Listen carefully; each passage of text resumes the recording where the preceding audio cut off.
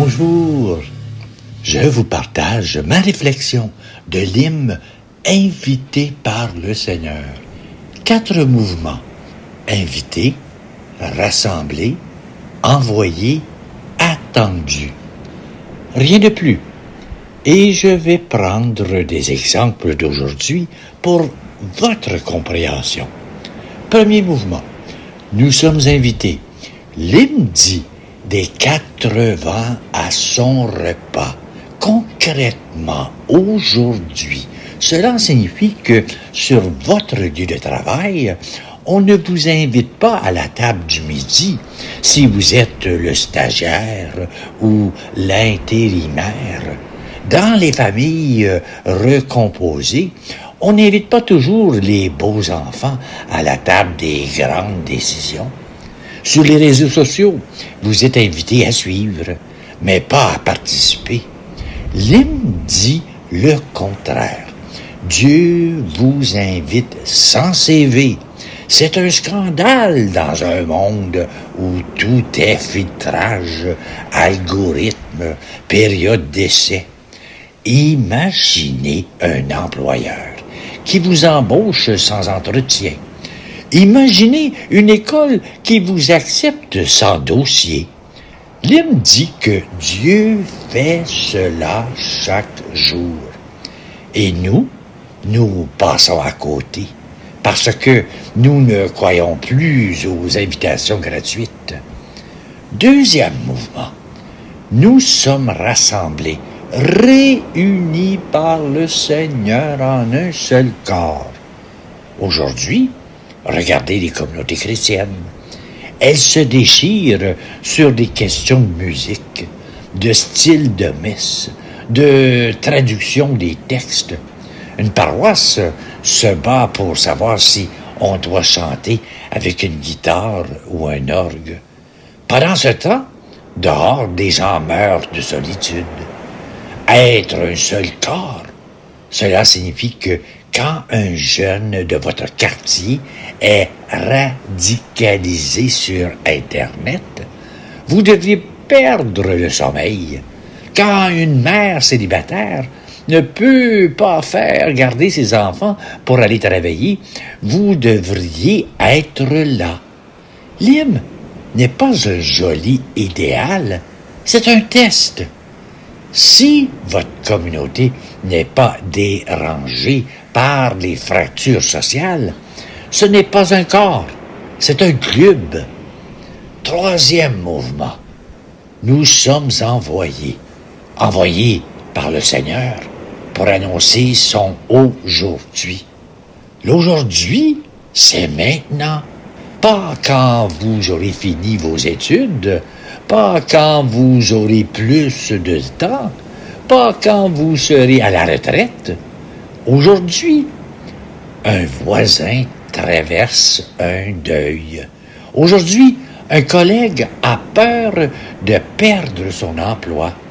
Aujourd'hui, votre enfant se demande si la vie a un sens. L'envoi, ce n'est pas partir en Afrique comme missionnaire. C'est d'abord traverser la rue, ouvrir la bouche, proposer un café, dire une parole qui ne juge pas. Prenons un exemple actuel. Les jeunes de la génération Z sont submergés par l'anxiété climatique. Ils voient les incendies, les inondations, les canicules.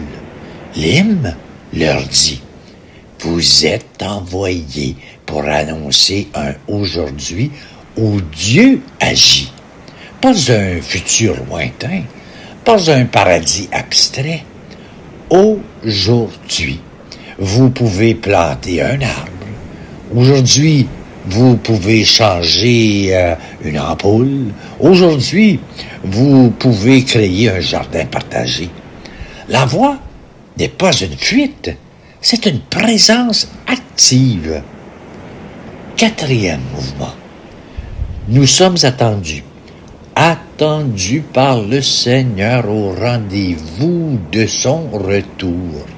Aujourd'hui, les gens ont peur de l'avenir, peur de la guerre, peur du réchauffement, peur de la maladie, peur de la solitude. Les sondages montrent que plus de la moitié des jeunes pensent que l'humanité va s'effondrer. Dans ce contexte, dire que nous sommes attendus, c'est une révolution.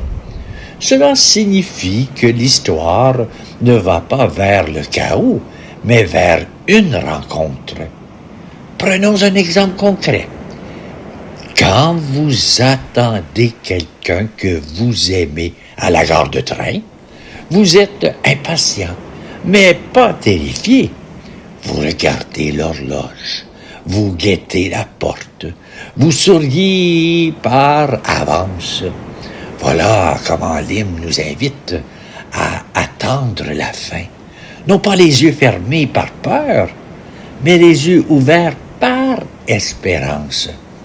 Une mère qui attend son fils soldat ne vit pas dans la terreur, elle vit dans l'attente. L'hymne dit que Dieu nous attend comme on attend quelqu'un qu'on aime. Je termine par la grâce. À chaque fin de couplet, l'hymne dit « Rendons-lui grâce ». La grâce, c'est ce qu'on n'a pas gagné. Aujourd'hui, tout le monde veut des résultats mesurables.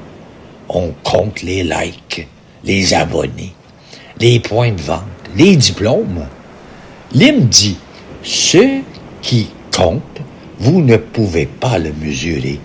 Vous ne pouvez pas mesurer l'invitation gratuite que vous avez reçue ce matin en vous réveillant. Vous ne pouvez pas mesurer la force d'être rassemblé à d'autres, même imparfaits. Vous ne pouvez pas mesurer l'acte d'envoyer un message à un ami triste. Vous ne pouvez pas mesurer l'attente joyeuse de quelqu'un qui vous aime. Tout cela, c'est la grâce. Et tout cela, ça ne se vend pas. Ça ne se calcule pas. Ça ne se prouve pas. Ça se reçoit. Et ça se rend. Et voilà ma réflexion. Je vous lis l'hymne « Invité par le Seigneur ». Invité par le Seigneur, des quatre vents, à son repas, rendons-lui grâce. Lampe brillante, sa parole est lumière devant nos pas. Jour du Seigneur, jour de l'Église, l'Esprit se joint à notre esprit pour rendre grâce à Jésus-Christ. Réunis par le Seigneur en un seul corps autour du pain, à son repas, rendons-lui grâce. Comme la manne, sa parole nous libère de toute faim. Envoyé par le Seigneur pour annoncer son aujourd'hui, rendons-lui grâce. Graine semée, sa parole en nos frères forme son fruit. Attendu par le Seigneur au rendez-vous de son retour, rendons-lui grâce. Source de vie, sa parole fera naître le dernier jour.